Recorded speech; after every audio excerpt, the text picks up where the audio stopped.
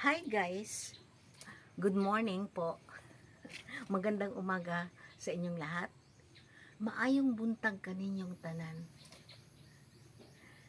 Meron na po akong information sa inyo o reminder. Reminder po sa lahat ng mga naninigarilyo. O ha?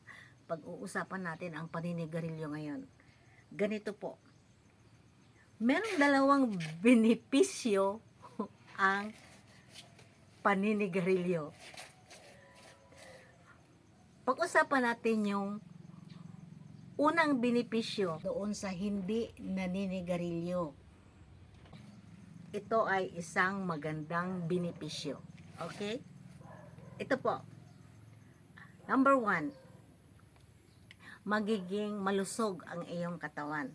Kasi walang mga alien na mga chemical na makapasok sa katawan mo. Number 2, magaan po ang ating paghinga. Walang nakabara sa mga ugat natin. Okay? Number 3, ligtas po yung mga nagbubuntis. Number 4, protektado ang pamilya.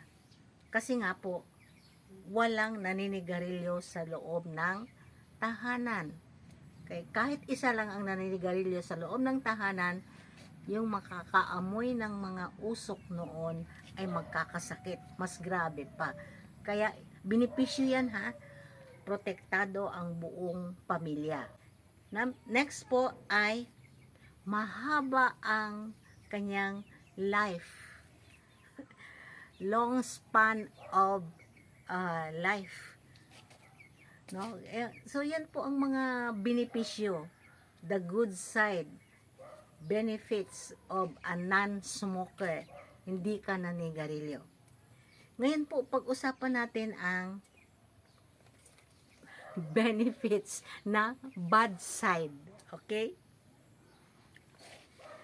Ang bad side po ng naninigarilyo ay ito.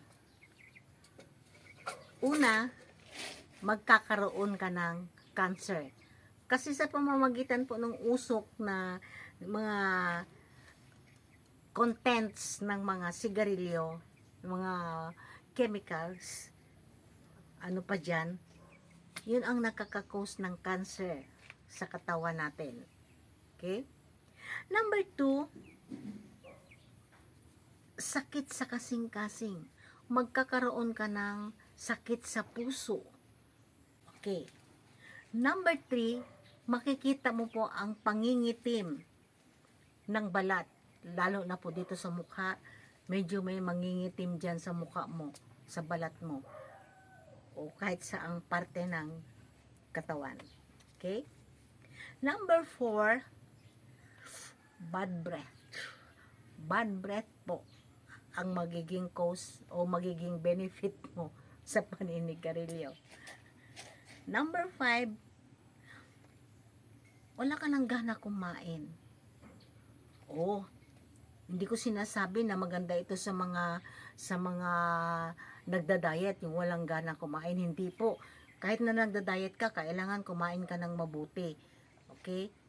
Wala ka nang gana kumain kasi magma-malfunction na yung something dito sa ating abdomen o sa iyong sistema ng katawan mo. Mawawalan ka ng gana sa pagkain. At syempre cause din po yan ng sunog. Baka sa higaan nyo nagsisigarilyo ka o dyan, naiwan mo kung saan saan, and then ayan na po ang magkukos ng sunog.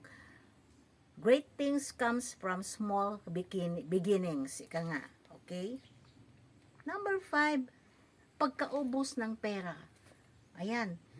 Siyempre po, para sa paninigarilyo mo, di ba? Kung chain smoker ka, ubos yung pera mo. Sa paninigarilyo lang, kamatayan. Goodbye, Earth.